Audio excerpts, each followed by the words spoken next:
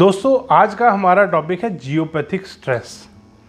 अगर आपके भी घर में किसी वास्तु कंसल्टेंट ने जियोपैथिक स्ट्रेस बता दिया है दोस्तों, कोई रॉड आपको लगाने को दे दी है, कोई पिरामिड आपको लगाने को दे दिया है, तो ये वीडियो आपके लिए ज़रूर है। दोस्तों अगर आप भी शिकार हुए हैं किसी कंसल्टेंट का कि आपने किसी वास्तु कंसल्टेंट को अपने घर पे बुलाया, वो कुछ स्कैनर लेके आया और उसने आपके घर में आके बता दिया कि यहाँ तो जियोपैथिक स्ट्रेस है। किसी के विंडो में जियोपैथिक स्ट्रेस निकल रहा है दोस्तों, किसी के डोर में निकल रहा है, किसी के किचन की स्लैब के नीचे जियोपैथिक स्ट्रेस बता दिया दोस्तों। अगर आप भी किसी ऐसी ही चीज़ का शिकार हुए हैं दोस्तों, अगर आपके भी घर में जियोपैथिक स्ट्रेस है इसी तरीके का, और आपने भी अगर रॉड्स लगानी है या आपको किसी ने रिकमेंड कर दी हैं दोस्तों रॉड, या आपको पिरामिड किसी ने रिकमेंड कर दिया है कि ये जियोपैथिक स्ट्रेस से आपको बचा लेगा पिरामिड, तो दोस्तों ये वीडियो आपके लिए देखना बहुत ज़रूरी है। दोस्तों जब भी आप घर में जियोपैथिक स्ट्रेस चेक कराते हैं तो आपके लिए कुछ बातों का ध्यान रखना बहुत ज़रूरी है। दोस्तों सबसे पहले जो भी कंसल्टेंट आप बुला रहे हैं अपने घर पे, ध्यान दीजिए कि वो जियोपैथिक स्ट्रेस ढंग से चेक कर भी रहा है या नहीं कर रहा। तो इसमें सबसे पहली चीज़ है कि जब भी आप किसी कंसल्टेंट को अपने घर पे बुलाते हैं जियोपैथिक स्ट्रेस चेक कराने के लिए या वास्तु करने के लिए, और वो कहता है कि वो जियोपैथिक स्ट्रेस भी चेक करता है, तो दोस्तों आपको कुछ बातों का ध्यान रखना चाहिए। उनमें से सबसे पहली बात है कि आपको ये ध्यान देना चाहिए कि वो कंसल्टेंट ठीक से जियोपैथिक स्ट्रेस चेक कर भी रहा है या नहीं। अब हम बात करेंगे दोस्तों कि आप कैसे जान पाएंगे, आप कैसे पता लगा सकते हैं कि वो कंसल्टेंट जियोपैथिक स्ट्रेस ठीक से चेक कर रहा है या नहीं, वो सच्चा कंसल्टेंट है या झूठा कंसल्टेंट है। जियोपैथिक स्ट्रेस चेक करने के लिए कंसल्टेंट्स डिफरेंट तरीके के स्कैनर यूज़ करते हैं। कुछ स्कैनर जो होते हैं वो मैनुअल स्कैनर होते हैं, कुछ होते हैं जो डिजिटल होते हैं। कोई भी अगर कंसल्टेंट आपके घर में जियोपैथिक स्ट्रेस चेक कर रहा है तो आपको उससे ज़रूर पूछना चाहिए कि हमारे घर में कौन से टाइप का जियोपैथिक स्ट्रेस है। दोस्तों अब तक 21 तरीके के जियोपैथिक स्ट्रेस के टाइप्स मिल चुके हैं, पता लग चुका है, और अगर वो सच्चा कंसल्टेंट होगा तो वो आपको जियोपैथिक स्ट्रेस का टाइप ज़रूर बताएगा, और आपको ज़रूर पूछना चाहिए कि कौन से टाइप का जियोपैथिक स्ट्रेस हमारे घर में मिला है। क्योंकि दोस्तों डिफरेंट टाइप्स के जियोपैथिक की स्ट्रेस की डिफरेंट रेमेडीज़ होती हैं।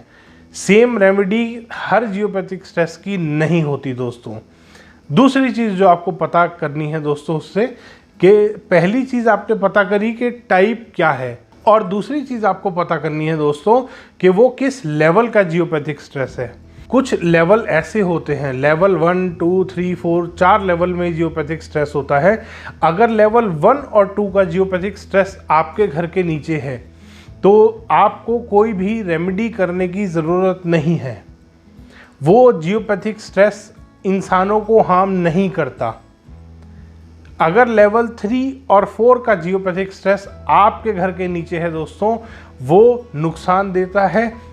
ये भी पता करें दोस्तों कि वो कौन से टाइप का है। सबसे पहली चीज़ आपको टाइप पता करनी है, दूसरी चीज़ आपको लेवल पता करना है। दोस्तों ये ज़रूर पता करें, क्योंकि जिस भी कंसल्टेंट के पास झूठा स्कैनर होगा, जो भी फेक वास्तु कंसल्टेंट होगा, जो भी फेक जियोपैथिक स्ट्रेस चेक कर रहा होगा दोस्तों, वो आपको नहीं बता सकता कि वो कौन से टाइप का जियोपैथिक स्ट्रेस है और कौन से लेवल का जियोपैथिक स्ट्रेस है। ध्यान रखिएगा दोस्तों इस बात का, क्योंकि दोस्तों मैनुअल स्कैनर जो भी होता है, जब भी कोई कंसल्टेंट मैनुअल स्कैनर यूज़ कर रहा होगा, वो डिफरेंट तरीके की एनर्जी स्कैन करता है, और कई बार वास्तु कंसल्टेंट उन्हीं एनर्जीज़ को गलत समझ लेते हैं। तो अर्थ से 3 से 4 तरीके की वाइब्रेशंस निकलती हैं। कई बार किसी जगह पे वो ज़्यादा होती हैं, किसी जगह पे कम होती हैं।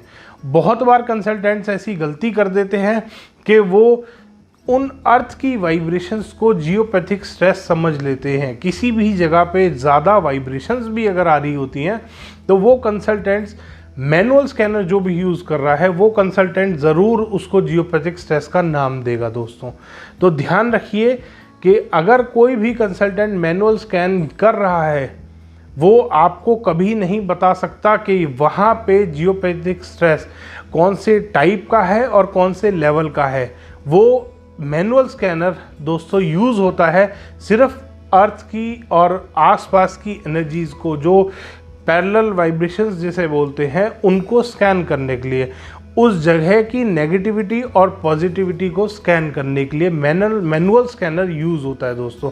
मैनुअल स्कैनर से जियोपैथिक स्ट्रेस स्कैन नहीं होता। और सेकंड जो चीज़ आती है दोस्तों, वो है रॉड्स जो वास्तु कंसल्टेंट लगवा रहे हैं। 5,000 की रॉड, 10,000 की रॉड, 20,000 की, अलग अलग रेंज बना रखी है दोस्तों कंसल्टेंट ने। जियोपैथिक स्ट्रेस कभी भी रॉड से ठीक नहीं होता दोस्तों।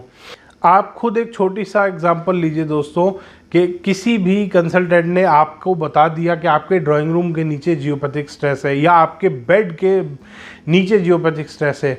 एक रॉड उसने आपके बेडरूम के एक कोने पे लगाई, दूसरी दूसरे कोने पे लगाई, और जियोपैथिक स्ट्रेस है वो पूरा लाइन में चलता है दोस्तों। तो जितना स्ट्रेस यहाँ पे आ रहा है उतना ही स्ट्रेस यहाँ आ रहा है और उतना ही स्ट्रेस पूरे एरिया में जा रहा है। अगर वो आपके बेडरूम में या आपके घर में एक कोने में एक रॉड लगाएगा, दूसरे कोने में दूसरी रॉड लगाएगा दोस्तों, बीच के एरिया का जियोपैथिक स्ट्रेस कैसे ख़त्म होगा? ये इलॉजिकल है दोस्तों। आपको ऐसे फेक कंसल्टेंट से, जो भी आपको रॉड बेच रहे हैं, ऐसों से बचना चाहिए।